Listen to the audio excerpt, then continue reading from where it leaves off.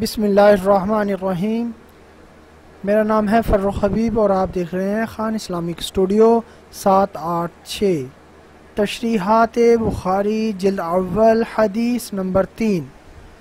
ام المومنین حضرت عائشہ صدیقہ رضی اللہ عنہا فرماتی ہیں کہ پہلے پہل جو رسول اللہ صلی اللہ علیہ وآلہ وسلم کو وحی کی ابتدا ہوئی وہ نیند میں سچے خواب تھے، تو جب بھی رسول اللہ صلی اللہ علیہ وسلم کوئی خواب دیکھتے تھے وہ صبح پھٹنے کی طرح روشن آتا تھا۔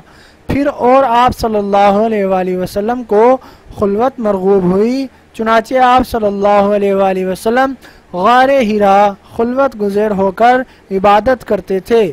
اپنے اہل و عیال کے ہاں لوٹنے سے پہلے کئی راتیں مسلسل عبادت میں مصروف رہتے تھے، اور ان دنوں کے لیے آپ اپنا خرچہ خوراک ہمراہ لے جایا کرتے تھے۔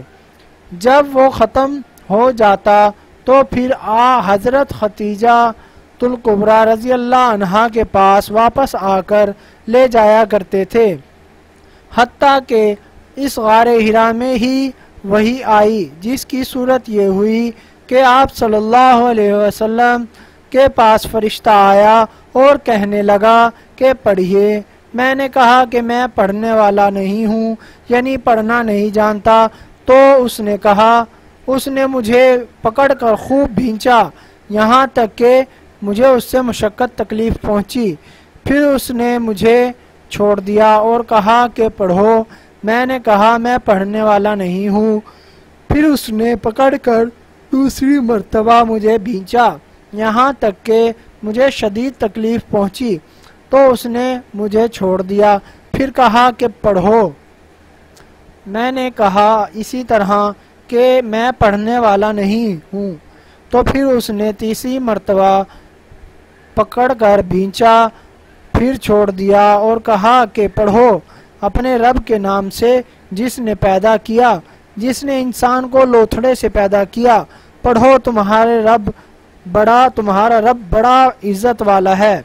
آپ صلی اللہ علیہ وآلہ وسلم ان آیات کو لے کر اس حال میں گھر واپس آئے کہ آپ صلی اللہ علیہ وآلہ وسلم کا دل کانپتا تھا۔ حضرت خدیجہ الکبریٰ رضی اللہ عنہا کے پاس تشریف لائے اور فرمایا کہ مجھے چادر اڑا دو۔ انہوں نے چادر اڑا دی، یہاں تک کہ آپ صلی اللہ علیہ وآلہ وسلم سے وہ خوف جاتا رہا جس کی وجہ سے دل کانپ رہا تھا۔ پھر حضرت خدیجہ الکبریٰ رضی اللہ تعالی عنہا کو سارے واقعے کی خبر دی اور فرمایا مجھے تو اپنی جان کا خطرہ پیدا ہو گیا تھا، جس پر حضرت خدیجہ الکبریٰ رضی اللہ عنہا نے فرمایا اللہ تعالیٰ کی قسم ایسا ہرگز نہیں ہو سکتا، اللہ تعالیٰ آپ صلی اللہ علیہ وآلہ وسلم کو کبھی رسوا نہیں کرے گا کہ جن بھوت کے سپرد کر دے، کیونکہ آپ صلی اللہ علیہ وآلہ وسلم تو صلہ رحمی کرتے ہیں، لوگوں کے قرضے کا بوجھ اٹھاتے ہیں، معدوم اور مفعال مفلس و کلاش کو کمائی والا بنا دیتے ہیں، یا مفلسوں کے لیے کمائی کرتے ہیں اور مہمان نوازی فرماتے ہیں۔ خلاصہ یہ کہ حق کے مصائب میں آپ صلی اللہ علیہ وآلہ وسلم لوگوں کی مدد فرماتے ہیں۔ اس تسلی دینے کے بعد حضرت خدیجہ الکبریٰ رضی اللہ عنہا آپ صلی اللہ علیہ وآلہ وسلم کو اپنے چچا زاد بھائی ورقہ بن نوفل کے پاس لے گئیں، جو زمانہ جاہلیت میں نصرانی ہو گیا تھا اور عبرانی کتاب لکھتا تھا۔ چنانچہ انجیل مقدس میں عبرانی زبان میں اللہ تعالیٰ جو چاہتا وہ لکھتا تھا، اور اب وہ بہت بوڑھا ہو کر نابینا ہو گیا تھا، تو حضرت خدیجہ الکبریٰ رضی اللہ عنہا نے ان سے کہا کہ میرے چچا کے بیٹے اور اپنے بھتیجے حضرت محمد مصطفیٰ صلی اللہ علیہ وسلم سے سنو، انہوں نے کیا دیکھا؟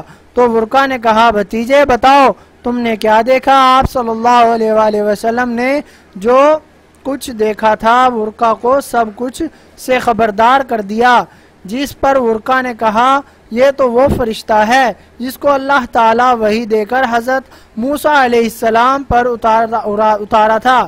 کاش میں آپ صلی اللہ علیہ وآلہ وسلم کی اعلان نبوت کے دور میں نوجوان ہوتا کاش میں زندہ ہوتا جب کہ آپ صلی اللہ علیہ وآلہ وسلم کی قوم آپ صلی اللہ علیہ وآلہ وسلم کو وطن سے نکال دے گی۔ تو آپ صلی اللہ علیہ وآلہ وسلم نے فرمایا کہ کیا وہ لوگ مجھے نکالنے والے ہوں گے؟ اس نے کہا کیونکہ جو شریعت آپ صلی اللہ علیہ وآلہ وسلم لے کر آئے ہیں، جو نبی بھی ایسی وہی لے کر آیا ہے، اس کی قوم نے اس سے دشمنی کی ہے۔ اگر مجھے آپ صلی اللہ علیہ وآلہ وسلم کی نبوت کا ظہور مل گیا تو میں آپ صلی اللہ علیہ وآلہ وسلم کی بھرپور مدد کروں گا، لیکن ورقہ زیادہ عرصہ نہ رہ سکا کہ اس کی وفات ہو گئی۔ ادھر آپ صلی اللہ علیہ وآلہ وسلم بھی وہی بھی منقطع ہو گئی۔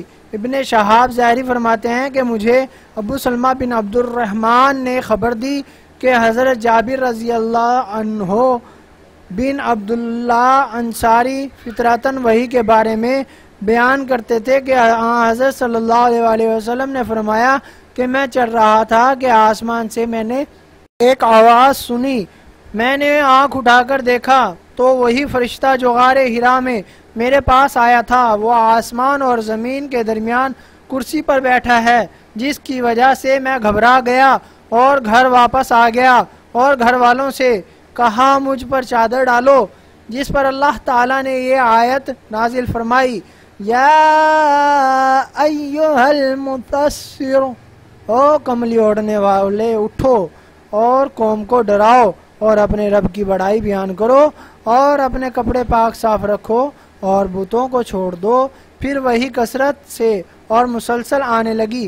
اس روایت کی موافقت عبداللہ بن یوسف اور عبدالصالح اور بلال بن زداد نے زہری سے روایت کی، اور یونس اور معمر نے فوادہ کی بجائے بوادرہ کہا، یعنی آپ کے گوشت کا وہ ٹکڑا کانپنے لگا جو کندھے اور گردن کے درمیان ہوتا ہے۔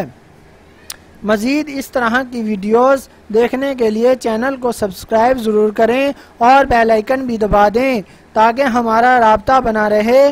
ویڈیوز اچھی لگیں تو لائک اور شیئر بھی کریں۔ اللہ پاک آپ سب کو خوش رکھے، آمین یا رب العالمین۔ جزاک اللہ، اللہ کمی پیشی معاف فرمائے، آمین۔